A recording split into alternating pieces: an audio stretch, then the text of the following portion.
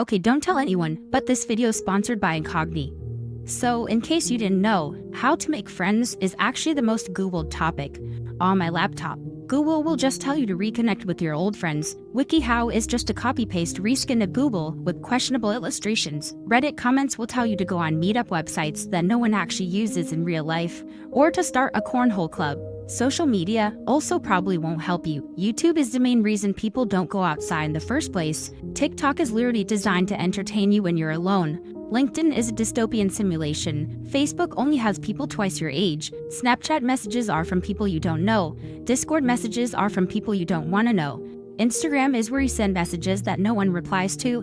And Tinder's where you schedule dates that no one shows up to. Which leaves only one real option for making friends, and that's talking to people in real life. Luckily, after years of failing miserably at this, I figured it out, and I came up with 16 different methods that you can pick from based on your personality and what comes naturally to you. Method 1. Filter out the boring people. It can often be frustrating to meet a group of people and take weeks or months to realize that your personality really isn't compatible with any of them. And the solution is to let out your natural, controversial, unfiltered self from the beginning, so that you can quickly filter out people who aren't compatible with you. You shouldn't force it, but if a slightly funny dialogue option pops into your head, or if you have a weird opinion, sometimes you should just say it instead of hiding it. And if some people react positively, congratulations, you've just identified your new potential friends. Method 2. The unique interest. If you've ever been the filler friend who people don't seem to find that interesting or exciting, it's literally just because they don't know enough about you. So to fix this, talk to people about your unique interests. You might not think people care, but even if you're into something niche like pressure washing driveways, at least people will have something to remember you by when they first meet you. Just make sure that you explain your interest to people in a way they can understand, without using big words and without getting into the complex stuff. If you can sense that the other person is bored, it means it's probably time to ask them about one of their interests. Method 3. Be outside of your head. Have you ever been in a group setting where everyone's talking and you don't know when to interject or even what to say? Man, I've been quiet for a while. What are people thinking about me right now? What do I even say? Do I have aura right now? Quick, what tips can I use from that one video with Jordan Peterson in the thumbnail? This is overthinking, also known as getting in your head. Overthinking is what happens when you get a thought. Then you think about it, then filter it, then imagine yourself saying it, then modify it, then approve it, and then send it out your mouth. Just to mumble it because the conversation's already moved on. But being outside of your head just means taking in the conversation, getting thoughts, but not thinking them over too much. Just see them, and even if you say something cringe, see it not as a failure, but as practice. Method 4. Don't force it. When you feel like you need to force friendships with people who don't even like you, you feel pressure. And pressure beats anxiety, which leads to not being your natural self. So if someone doesn't really care about you, or you have absolutely nothing in common with them and you're not compatible, it's not the end of the world. Just be as nice as you can and move on. And at this point, it's a numbers game. So as long as you talk to new people, you will make new friends eventually. Method 5. Be the main character. The people who have the most friends tend to be the people who initiate conversations the most. So just initiate conversations with any sentence you could possibly think of, just assuming that everyone wants to talk to you. But remember, once you initiate, don't just talk about yourself. Ask simple questions about people's lives. Listen, and then ask follow-up questions that show you actually listen to them. This part is crucial because eventually, once people get comfortable talking to you, they'll start initiating conversations with you. Method 6. Be a side character. The book How to Win Friends and Influence People is one of the only books on social skills that actually works. I feel like books on social skills always try and teach you how to scientifically hack people's brains into producing oxytocin molecules by maintaining a 3-to-1 eye contact to look away ratio, by strategically touching this part of the shoulder. But in this book, the main piece of advice is that people tend to be mostly interested in themselves.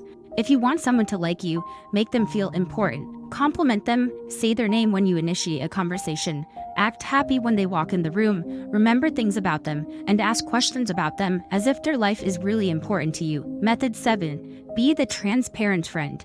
One big roadblock for getting to know someone well is when no one is sharing or saying anything out of their comfort zone. If you're just having safe, polite conversations with someone where you both hide your deeper thoughts and emotions, you probably won't build that much trust with them. So try to make your conversations more transparent. And this doesn't mean go up to people and ask them their deepest, darkest regret from their childhood. Instead, a great place to start is, hey, do you want to hang out sometime? because that's being transparent. That reveals that at least you kind of think the other person is cool. And saying that kind of thing will slowly bring down the brick wall between you and someone you don't know that well. Now on to method 8, the injury update. People love when you can empathize with their pain and actually seem to care, but usually when you ask, "How are you?" everyone just says by default, "Good," or if they're feeling daring, "Fine." So instead, for this technique, directly ask people if there's anything that's been bothering them recently. Maybe they have a physical injury that they need to complain to someone about. Maybe someone made them mad and they need to vent. Or maybe they've been having a bad day and they just need someone to talk to. You don't need to be a therapist, but you just need to care. The group chat. If you meet new people really often, but can convert them into your friends, this is for you.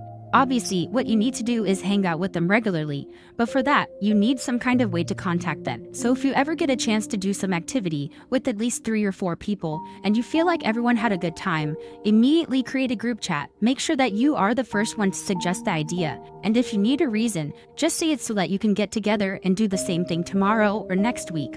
That way, you get everyone's number, and even if the group chat goes quiet, you still have a bunch of people you could potentially ask to hang out with whenever you want. Method 10. Do them a favor. It's often said that friendship is about 2 people who provide value to each other. So, when you meet new people, you could use the conversation to figure out how you could be valuable to them. Maybe you're an expert at something they need help with. Maybe you might have a common interest with them, or maybe you're just nice to them. And if they return the favor or they act really nice towards you, that's probably a good potential friend. Method 11. Ask them for a favor. Here are some examples of things you could ask. Could you tell me where this place is? Could you watch my stuff for a minute? Or even, could you introduce me to this person? Because not only does this show them you trust them, but this allows them to look really nice and generous without much effort. And also, people like to feel useful. But whatever you do, don't constantly expect favors from people if you never do anything nice for anyone, because that's not friendship, that's just networking. Method 12.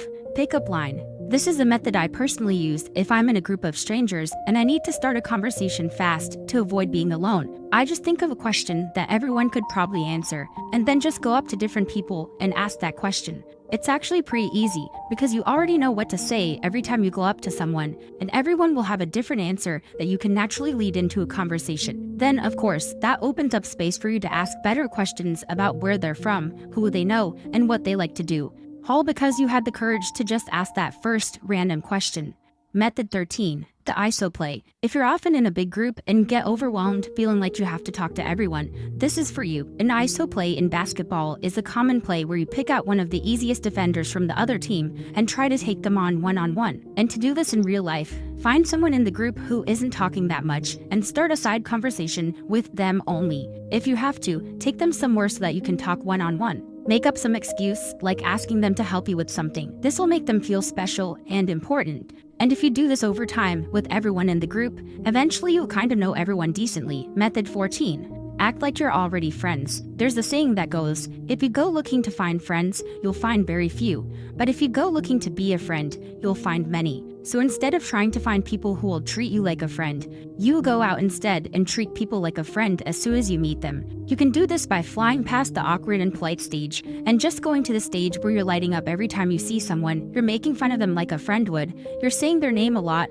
You're patting them on the back. You're play fighting with each other. And in general, you're treating them like someone you've known for a while. This is one of the most powerful methods. But as always, be careful, because with great power comes great potential to be weird. Methods 15. The activity buddy. When you meet someone, ask them something they've always wanted to do, but haven't gotten around to doing.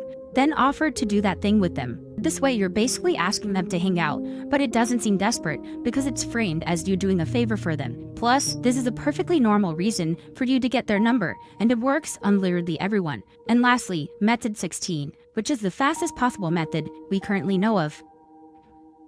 Now, you might not be so willing to share personal info with people you don't know, in which case, I'd be doing you a disservice if I didn't tell you about today's sponsor, Incogni. Because the truth is, not only are you giving away sensitive data every time you sign up for something online, but once random websites, companies, and data brokers get your info, they often just sell your information to whoever wants it. including the people you get random scam calls and emails and spam texts from. And even though you could stop this by formally requesting each individual website to remove your info, you'd have to spend hours doing this hundreds of times with companies that intentionally make it difficult in the hopes that you'll just give up and let them have your data. But luckily, Incogni will swoop in for you and automatically contact these companies, even the tough, annoying ones, and force them to remove your personal data. All I had to do was sign up, close the tab, and let it do its thing. Then I checked back a month later to find that's already removed my data from 86 websites. It's currently fighting against 43 more, and it's saved me at least 64 hours so far. I literally haven't gotten a single spam text or scam call since I signed up, and this is coming from someone who used to get more spam calls than calls from actual real-life people. Just go to incogni.com/easyactually and use the code EASYACTUALLY, and you'll get an exclusive offer of 60% off. Or you could scroll down and click the link in the description. Again, that's incogni.com/easyactually to get a 60% discount, and of course, to support the channel. Anyway, if this helped you, I'll be taking donations in the form of subscribes to fund the next video.